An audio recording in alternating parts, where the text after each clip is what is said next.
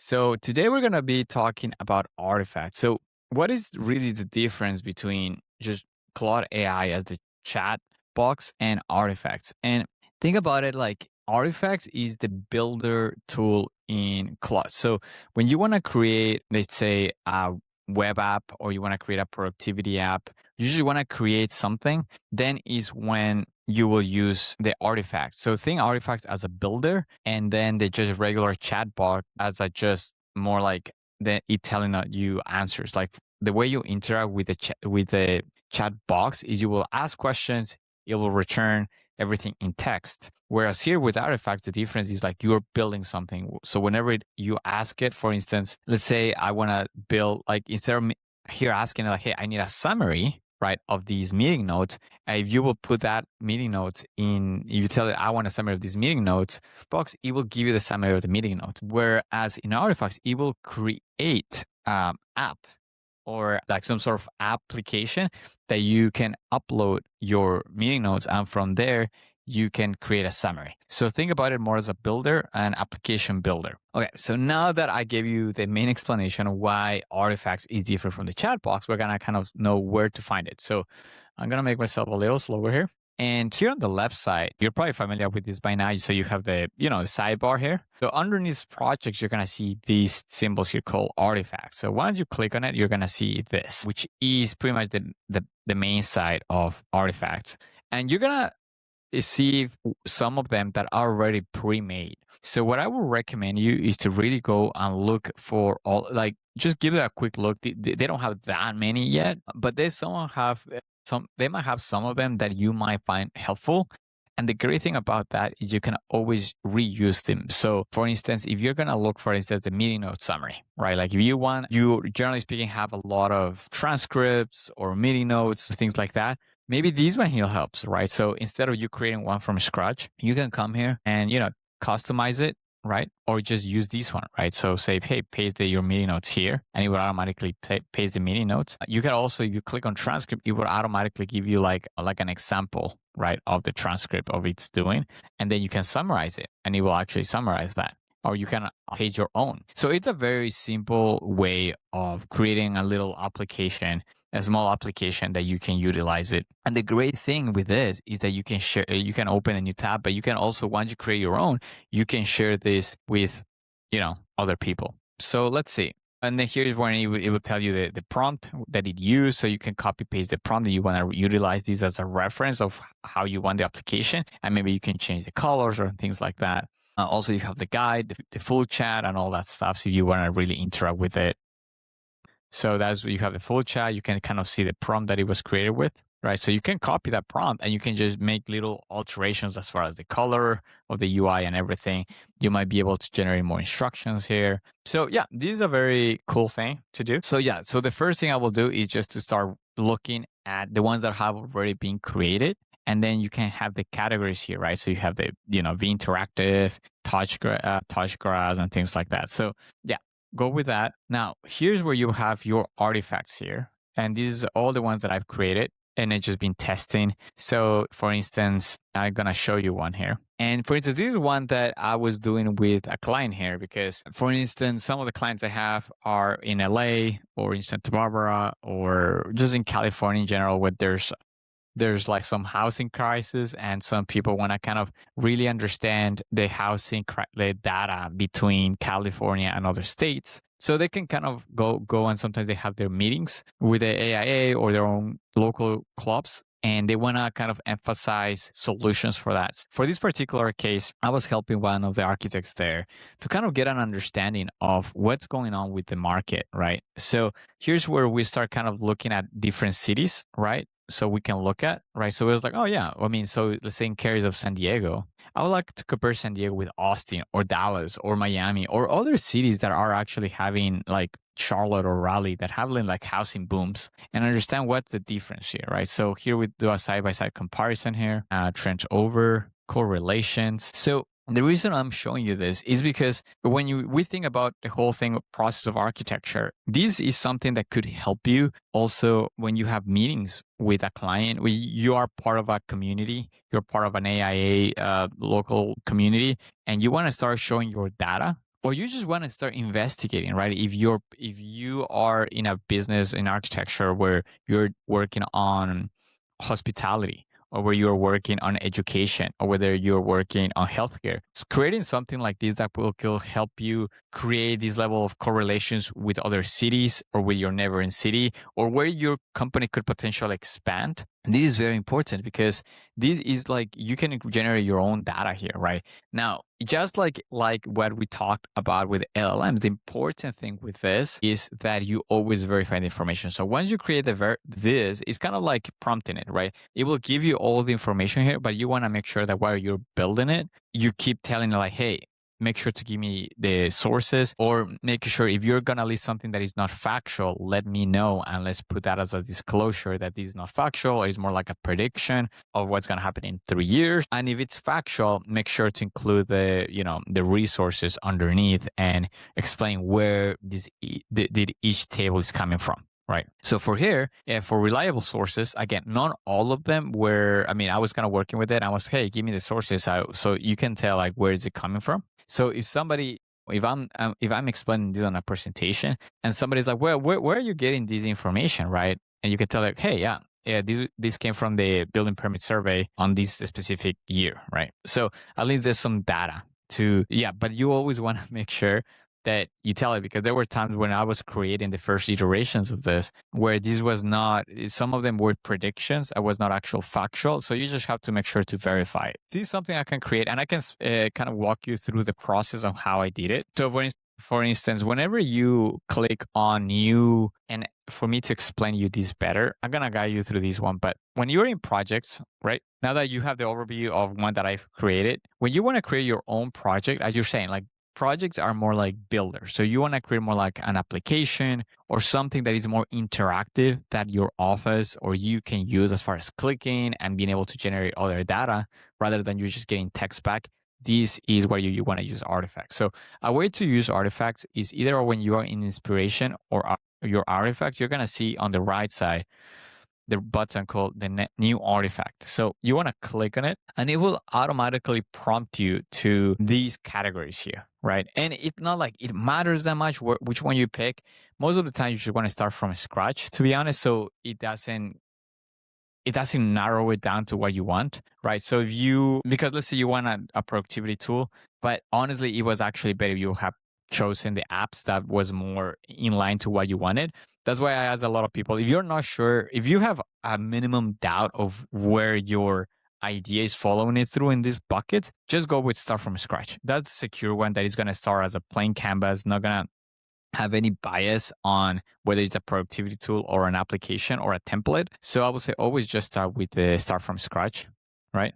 And it's going to be more like a dialogue here, right? So once you start from scratch, it's going to start asking you questions, or it's going to give you these multiple options of what is that you want us to create, right? So it's going to start kind of guiding you. And if you think about it, here it's kind of like, oh, what type? Again, if you're not sure, you can just tell it here, I'm not sure. Ask me one question at a time to get all the information you need. This is a great tip. When you're asking it to interview you, if you're not sure, it's always good that you just ask the LLM to interview you, because then the LLM can actually get all the context that it can really it could get, right? So what are the problem you're trying to solve and what do you want to use this for? So again, I'm just gonna do something simple. Yeah. I want to create project management checklist of what each checklist for best practices in my firm, right? Again, just very simple, very broad, but this is something that I want to start integrating with you guys. Is just me working through creating one with you, even though it takes a little longer and it might not be extremely relevant to your firm. I want you to really kind of go with me here. And every time I create a sentence or I'm creating a use case for you here, you can just go along with me, pause this video, open Claude next to you, and let's just create this together. Because the important thing to create wisdom, you have to mix the knowledge with action. So you just listening to me and then not being able to create anything, you just say, oh, well, this guy created an artifact, but I haven't created one. You are just having the general knowledge. You're not necessarily having the wisdom of this is how it works. You just have the understanding of how it works, but you don't actually know how to do it. So what I will encourage you is to, every time I'm doing one of these use cases, go to your Claude, follow me here, and you don't necessarily even have to use the same prompt or the same sentence I'm using. You can apply it to what works for you, right? The important thing is like we're doing it together. We're buddies here. Okay, so the next one here with it will ask me, is this for managing client projects, managing internal deal create? Yeah, so yes, managing internal team. Right. Sometimes when you don't necessarily agree with any of the points that it's giving you, you can just go and write your own thing because it's trying to guess. The thing that here is the great thing is trying to get the context here. So who is the primary user? Me plus collaborators. I'm just gonna put one of the, one person here, right, that I'm working with right now. What phases or areas do you want to checklist to cover, right? So here's where it start asking me questions. So I'm just gonna say project, and it could be all of them, right? Like, yeah. But it's good that maybe you don't start too complicated. You can eventually build your artifact app. So once it's created, you can mold it, right? So think about this as the first version of your artifact. So you don't want to make it too complicated at the very get-go just because it might not work and you might just feel disappointed. So my recommendation is when you create an artifact, have that balance of being simple but not too complicated. So you just want to, if you're thinking about like a very complicated artifact, I would say start with that first 30%. And then once you have it working, then you can, in the chat on the left side, as you saw, you can start adding things. So I would say the first thing is like write it down as what are the things that you want. And once you have those, don't try to, again, if it's complicated, if it's pretty simple, you can go ahead and try to build the whole thing at once. But if it's something like right now, where, okay, in the idea of creating the project management checklist is simple. But whenever you start kind of going deeper into the whole checklist of a project manager, you understand like the checklist is like 20 things, maybe 30 things. So maybe I just want to start with the top 3 or the top 5 and then build from there. So for me, I'm just going to start with project kickoff and progress tracking, right? I'm just going to start with those two and then deadline milestones, right? So I'm not going to do all of them yet, right? I'm just going to start with something that is a little bit more simple that I can start build already what I want. And then from there, I will write it down. What are the other maybe 5 or 10 things that I want? And I eventually build, like do several versions of this, like keep building it. But at least I know that let's call it the first version is working correctly. How do you want to use this? Interactive app, printable document. Yeah, it could be interactive app that could give report at the end. So PMs can print it for reference. Right, great. So with that being said, it's going to create one for me. So it's going to give me like a final confirmation here. I'm saying like, hey, is this really what you want? So let's see what it's giving me. Internal team project management checklist as an interactive app for you and Fidelina covering 3 phases: project kickoff, project tracking, and deadline milestones. Each phase has best practice checklist items with checkboxes. At the end, a printable report summarizes completed status, any unchecked items, and instance ready for PM reference. Does this match? Yeah, sure. So we're going to say, yes, let's build it. Okay. Let's say follow, because I know, remember that we checked the skills. Make sure, what was the brand guidelines? Make sure to the brand guidelines in your skills for the color and font branding. Right. So let's see if it adds, right? So now it's going to start also kind of looking at your skills, or am I don't know if I have created my own brand signs, but it's going to start matching those, right? So now you're going to have also an expectation of the colors it's going to use, of the fonts it's going to use, of the app you want to create. So that's what you want. It's very simple. You pretty much have to just kind of let Claude ask you questions. So to what you want to create, and Claude is pretty much the assistant of helping you figuring out how to create it. So you see all the code to the right side is pretty much just creating the app. So it will normally take 2 to 5 minutes, depending on the complexity. And I want to emphasize that whenever you create this, just like anything, know that it's going to have some hiccups. Like it's not quite going to be 100% ready. You're going to see that you're going to need like some tweaks, or you might want to add a few things. Like as we mentioned before, you want to start something simple and then build from there. Your expectation for this should be that this is something you're creating from scratch, and therefore it needs polishing, therefore it needs maintenance, therefore it's you're creating an application, right? So here it is. So it gives me the checklist and it allows me to create a report from here. Right. So let's say I'm gonna call it Reach CC Church, right? That I'm working right now. And in my case, it's gonna be for me, define project scope. Okay, so here is like what I needed, what I've done already, and what needs to get done. Right? Also, later on, if you already have your checklist, right? Because a lot of the companies already have a pre-made already guideline on best practices, you can upload that here and you can tell the Claude to, hey, this is already something that I already have in place. Can you create an application from this document that is interactive for each project manager, right? And then from here, you can copy that, you can download this, you can publish that. So the way you will share it with your team is you will publish that. And whenever you publish it, it will give you a link that you can share the link with. Or people can actually go to the search tool and find it. But generally speaking, you want to publish it, it will give you a link and you will just share it with people. So for instance, I already did the define project scope. I already did this. Establish primary communication channels, did that. Set up shared folder structure, did that. Create a project brief document, did that. Confirm client availability and review. I have not done that yet. I'm not done that yet. Workers tracking. Yes, on the task. Yeah. So let's say I did this and that, and I have not done that. Then you can generate a report. So let's see if it actually works. Print report. It should give me a PDF.